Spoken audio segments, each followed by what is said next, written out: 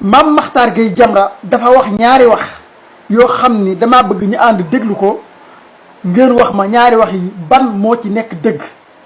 bu mënee yegg ca Mame Mactar Gueye Jamra itam mu yegg ca moom ngir mu wax ñu ñaari wax yii mu wax ban moo ci war a mën a nekk dëgg. ci sa micro naataango Mass Mboup falaa leen ne je détiens une vidéo d'un médecin militaire qui est assermenté waaw mu wax ne kenn joxu ko ordre pour mu autopsier qui que ce soit waaye yàlla dogal na am na ay cadavres ay victimes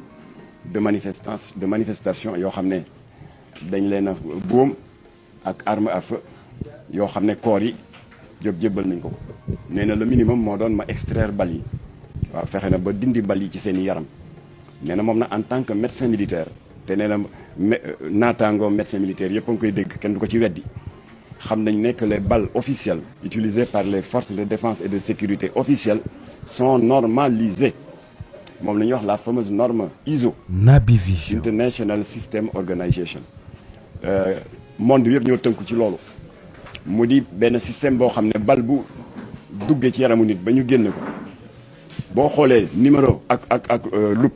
numéro d'immatriculation biñ ci def au laser lañ koy bindee immédiatement di nga xam ndax mu ngi jógee ci mëq doomu police wala ci mëq doomu gendarmerie wala armée waaye nee na bal yi ma génn jógewul ci police jógewul ci armée jógewul ci gendarmerie loolu mat naa leeral. waaw jox naa benn copie vidéo bi le ministre de l'intérieur Antoine Diome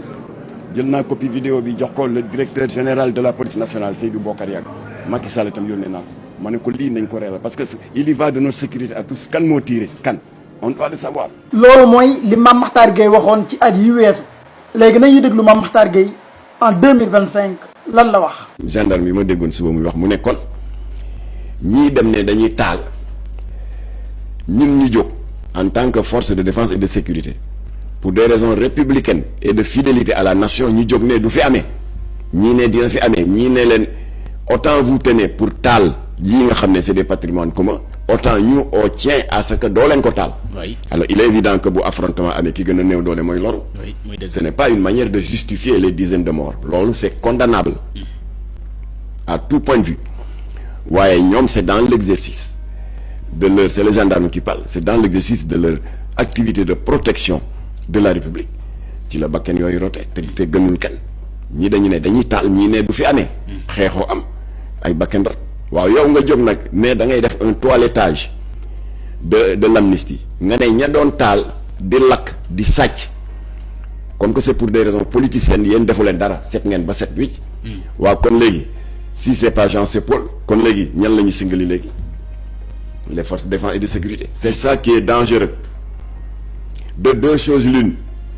nañu bàyyi loi bi donte la ñun contesté nañ ko ba fi ñu suñu kattan yem. Mame Mactar Gueye Jamra damaa bëgg moom vidéo bi mën a yegg ci moom mu wax ñu la mu doon wax ne ab médecin militaire jox na ko ay preuves yi wane ne bal yi jógewul ci FDS yi ndax loola dafa nekkul dëgg wala daf koo gëmatul su fekkente ne lu mu gëm la kon soxlawul muy toog ci ay médias di wax naan ab ancien FDS nee na loi bi buñ ko dindee policiers yi la ñuy topp ndaxte policiers yi ñoo rey même Mame Mactar Gueye Jamra moo osé toog di répéter loolu Naby Vision bu répété loolu rek moo dire kon lam doon wax naan yor na ko ci ay preuves yuy wane ne ñi faatu ay policiers reyuñu leen kon moom la mu doon wax est-ce que réellement dëgg la est-ce que réellement amoon na ay preuves yi mu doon wax ne yor na ko ba yónnee ko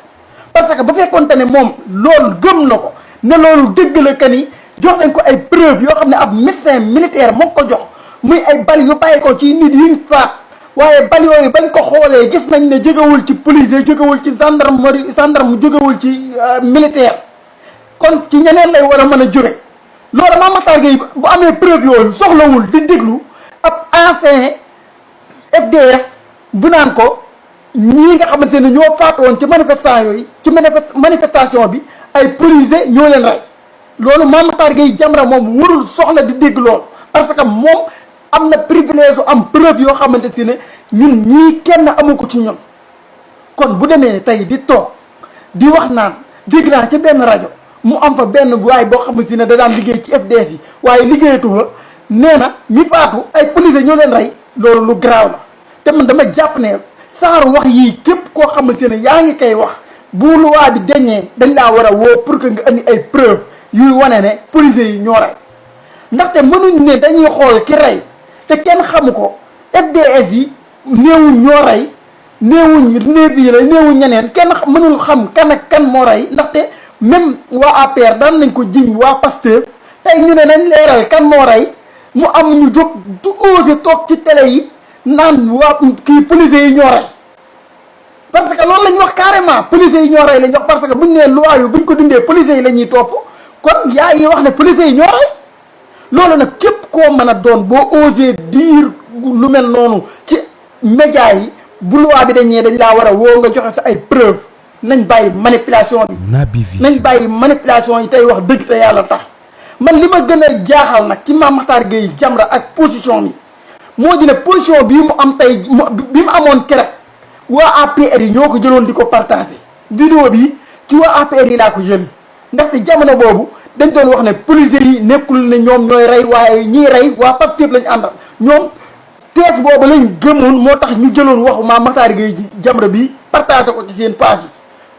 tey waa APR yooyu ñoo ñëwaat di toog di wax ne policiers yi ñoom ñoo rey Mame Mactar Gueye osé waat toog ci plateau yi di défendre teesu policiers yi ñoo rey démb moo doon défendre teesu policiers yi reyuñu ba ka waa APR di wax tey ji waa APR yi ne policiers yi ñoo rey Mame Mactar Gueye Jamra ñëwaat défendre teesu policiers yi ñoo rey pourquoi Mame Mactar Gueye Jamra chaque jour tees bi muy défendre day méngoo ak bu waa APR pourquoi loolu loolu tamit borom yi xel lañu dañuy xalaat dañuy am ay questions yoo xam ne aussi dañ koy posé lan moo tax chaque jour position bi Mame Mactar Gueye Jamra di am day méngoo ak position wu APR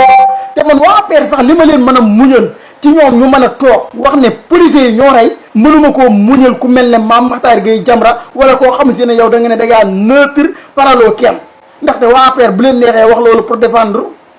bu leen neexee wax loolu pour xajamal loi bi ñu war a wootee ji assemblée nationale bu leen waxee neexee wax loolu pour jaxase Pastef ak